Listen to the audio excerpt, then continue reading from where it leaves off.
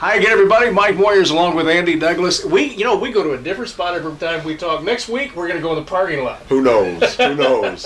As long as it warms up a little bit, I'm all right with that. I tell you what, though, a great weekend last weekend. I was telling you a moment or two ago, Friday night I had to park on 30th Street. That's I haven't great. had to do that in 100 years. That's great. I told our guys and coaches at halftime, the players afterwards, this is an electric crowd. The stands are packed.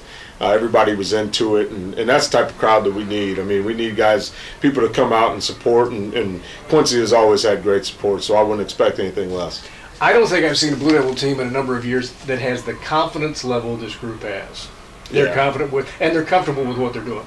Yeah, they are. They're getting there. I told them just yesterday, I said, if you look at what we're doing defensively, everybody's kind of talked a lot about what we've been able to do on the defensive end of the floor. Mm-hmm. I told them, I said, if you look at some of the film that we've watched, you've seen possessions that we still can improve on.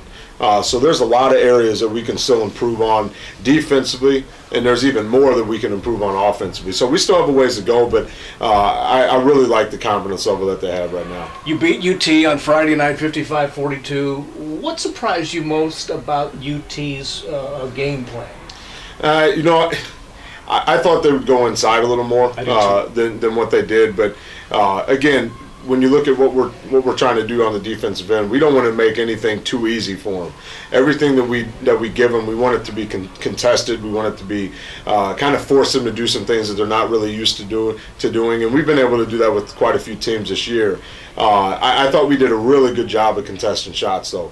The majority of shots that went up, minus that little run in the third quarter, were contested. So we did a really good job of that. We limited second chance opportunities for them, which was key for us. And we put together a complete game. I thought we executed what we needed to do, and we knew Miles was going to be a big player for him. Mitchell was going to be a big player for him. A couple of their other guys stepped up and made plays for him. We weathered their storm in the third quarter, but all in all, I thought it was a complete game, and I was proud of our effort throughout. Were you surprised that Polite just didn't put number 40, Mitchell, on the low block and go all day? Yeah, a little bit, but I know that he's a dynamic player. He's a guy that can go inside and out. And one of the things with that is they're more of a team that penetrates. They're not really a post-up team, finished with back to the basket. They do a lot of their stuff off the dribble, getting on the inside, and that's what our game plan was, kind of close the gaps on some of the guys that want to penetrate. And again, I thought our guys executed really well. They helped each other out at times, and again, put together a complete game. Big win, big conference win, big crowd, and that's good stuff. And everybody was excited for you for Saturday, and you were that far away from doing a weekend sweep. Yeah, you hate losing any game, and I don't know if I'd say it was a moral victory. Most people would, but I don't know if I believe in a ton of moral victories, but they don't really show up. But one thing that you can say to the guys, and we said to the guys, is you look at this game and now you understand that it comes down to one play. It comes down to one possession. And that's a really hard thing for athletes to kind of grasp, is that what they do in the first quarter really does affect what the outcome of the game is going to be. Totally. Whether it's a reach-in foul or don't sprint and dive for the ball, or in our case, not punish on the weak side and get a key rebound down the stretch. It comes down to one possession. And I think that was good for our guys to take away, because we're going to need that coming down the stretch. We need to put together perfect possessions, and we needed that one down the stretch, and they missed a three. It went long. Garrett Gadecki, who you talked about a lot, and has done a really good job. He punished their 450-pounder guy. Yeah. He blocked him out, got him outside of the lane, and we just kind of misplaced the ball. But it came down to one possession. I really liked our guys' fight all the way through, and obviously wish the outcome would have been different. But, again, proud of our fight. Overall, great weekend. Talking about possessions, how many possessions do you guys get per game? That's a good question. Not a ton. You're full of those. We don't get a ton, and that's okay with us. it's not okay with opponents, for most opponents, and that's kind of what I've been talking to our guys and getting them to understand. Is a lot of people have talked about how we don't score a ton of teams or score a ton of points. One of the reasons why is because we slow the game down on the defensive end. We don't allow shots in the first 3 or 4 passes. Teams are going to have to move the ball and move the ball well against us to beat us, and that slows the game down. It takes away possessions for them. We're okay with the lack of possessions, and it's not because I don't believe that we can score, because we've obviously proven that we can. But we are used to playing that type of a pace this year. Again, it's not a pace that I really, coming into the season, was saying, hey, we're just going to slow the game down. It just kind of happened that way, and our guys have kind of bought into that. So we're okay with it. That's Andy Douglas. I'm Mike Moyers. We're going to take a time out here from Landmarks, come back and set up what could be a very interesting weekend. We're back with more after this.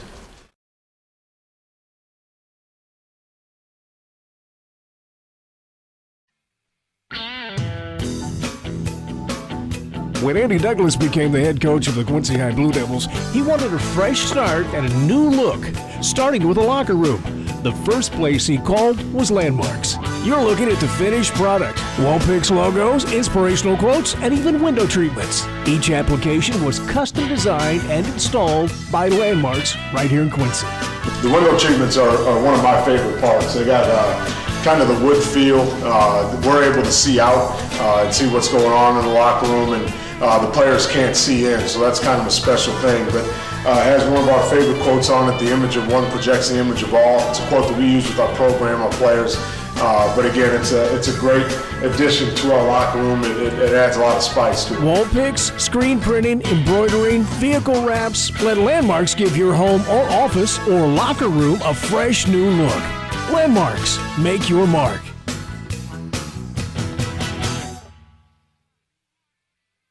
We're here at Andy Douglas's lair. This is the official head coaching. Jerry Leggett never had anything like this. That's kind of nice, isn't it? Nasty plastic chairs, and Lauren. I never even came in here when Lauren was here, but I will tell you, you've got a road game on Friday night, and Galesburg's 20-4 and playing pretty well, and then on Saturday night, Sean Taylor's here. Yeah, it's an emotional weekend if you think about it. I mean, it's a make or break game for us Friday night. We have to pull out a win, and we have to pull it out at Galesburg. We've been able to kind of throw a little, I guess, kink in what we're doing with Rock Island, giving them a loss and getting UT at home. Now we have to go on the road and play against a hot Galesburg team. And a lot of people look at Gibson, their top player, and one of the top players in Western Big Six history as far as scoring is concerned. Him going out for the remainder of the season, you could go one way or the other if you're a team like that, and they've chosen to rally around it. Their coach has done a phenomenal job of getting those guys to buy into being a complete team, and they've been able to play some really solid basketball. Last week they beat Moline by 29 points. So they're a dangerous team.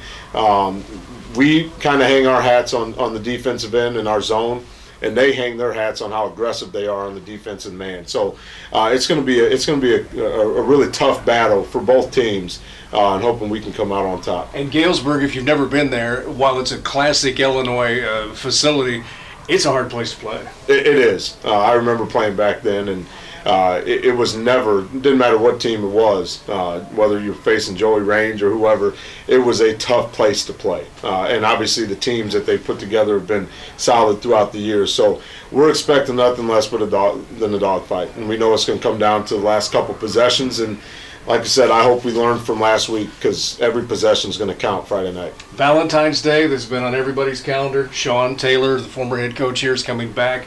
He's had a tough run. He lost 9 in a row, won last week, but they play Springfield Lanphier there on Friday night, and that's no picnic.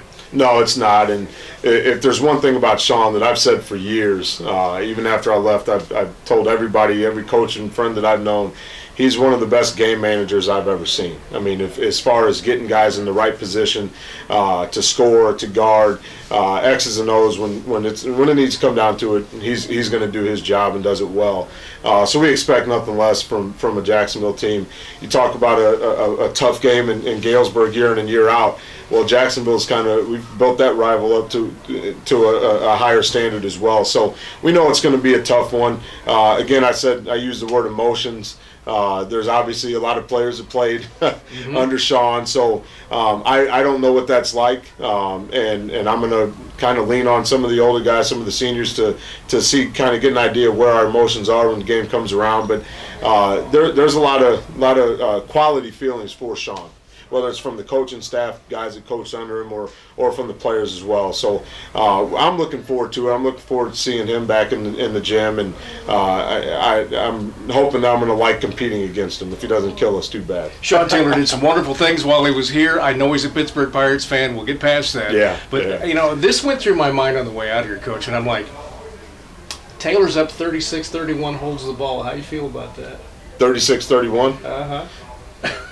Yeah, we'll go after it. You know, we did that against Geneva, so we'll have to go after it a little bit. Okay, much good luck this weekend. Thank you. Andy Douglas coming to you from the official Andy Douglas Lair. Now, a reminder, we'll have the games as per usual on Q104 with Tim Kinscherf, and Matt Longo is still around, believe that or not. And, of course, we're seeing all these games on QJTV. That's QuincyJournal.com.